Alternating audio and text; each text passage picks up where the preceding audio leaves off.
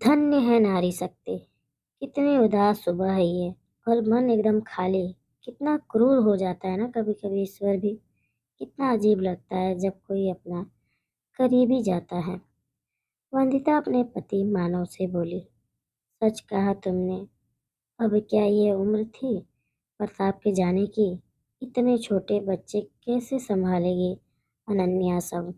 मानव बोला, सही कहा आपने। अनन्या तो प्रताप के बिना कहीं आती जाती भी नहीं थी। अब कैसे करेगी सब। मायके ससुराल से तो नाता शादी करके ही टूट गया था।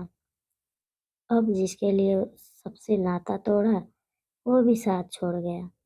वंदिता दुखी हो बोली। प्रताप और अनन्या वंदिता और मानव से दो घर छोड़कर रहते हैं। अभी अभी वंदिता और मानव को पता लगा कि प्रताप सब्जी लाते हुए ट्रक के नीचे आ गया।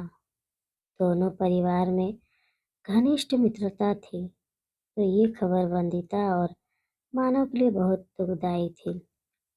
उस पर दोनों कोरोना पॉजिटिव तो दुख की इस घड़ी में अनन्या को सांत्वना देने भी नहीं जा सकते थे।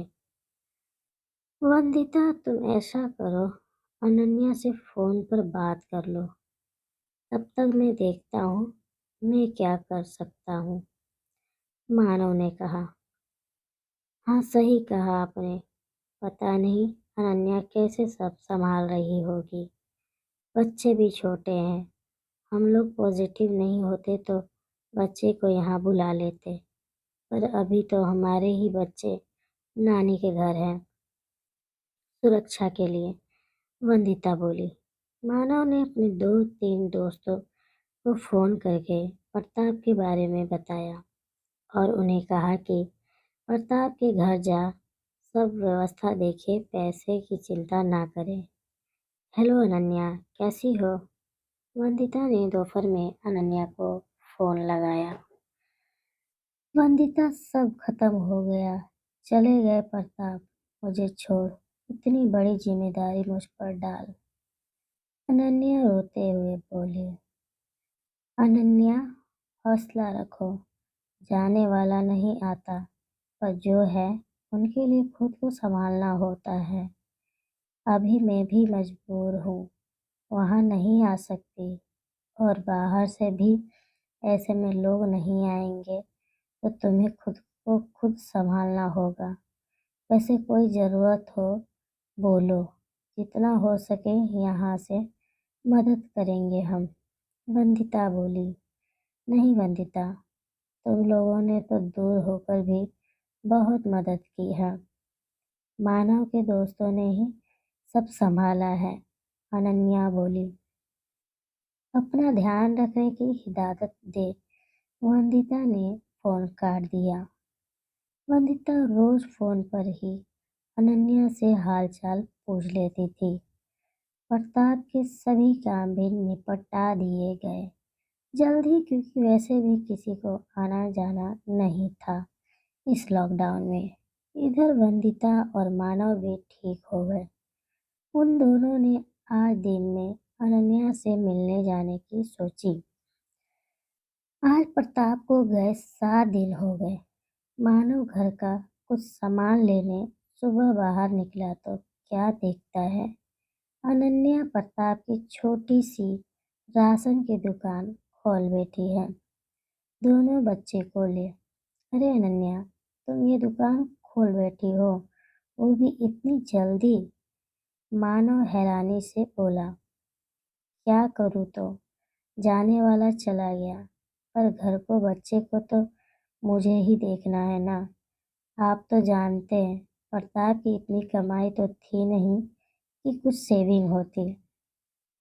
अब घर चलाने को मुझे ही ये दुकान चलानी होगी। अनन्या बोली। पर कोई जरूरत थी तो मुझे बोलती, वंदिता को बोलती। हम कोई पराये थोड़ी हैं। मानव बोला।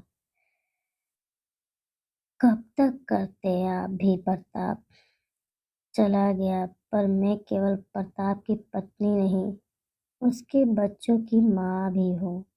उनको पालना मेरी जिम्मेदारी है। जाने वाला चला गया, अब जो है उन्हें देखना है मुझे। अनन्या खाली आंखों से पर आत्मविश्वास के साथ बोली, हम पराए नहीं अनन्या, मेरी बहन जैसी हो तुम, तो हक से बोल सकती हो कुछ भी। मानो किसी तरह बोला। बहन बोला है भैया, तो इस बहन का आत्मविश्वास और स्वाभिमान मत डिगाओ। मैं अब एक माँ हूँ बस, और मुझे अपने बच्चों को बेहतर भविष्य देना है। उसके लिए मुझे खुद काम करना ही पड़ेगा।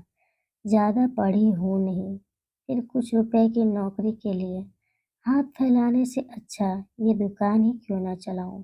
अनन्या बोली, बहुत सही निर्णय है तुम्हारा बहन।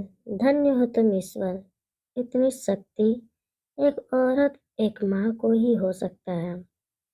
मैं तुम्हारे स्वाभिमान को ठेस नहीं पहुंचाऊंगा, पर कभी भी इस भाई की जरूरत हो बेहिचक करना। मानव अनन्या से बोला और सामान ले चला आया, पर मन ही मन वो नतमस्तक था। एक माँ के सामने जो अपना गम भुला अपने बच्चे का सोच रही थी। दोस्तों, ये सच है, जाने वाले लौट कर नहीं आते, बस उनकी यादें रहती हैं। ये हमारे हाथ में है कि हम उन यादों को सीने से लगाकर रोते रहें या हकीकत को पहचान आगे बढ़ें। एक औरत, एक माँ सच में ऐसी परिस्थितियों में भी अपने बच्चे की सोचती है।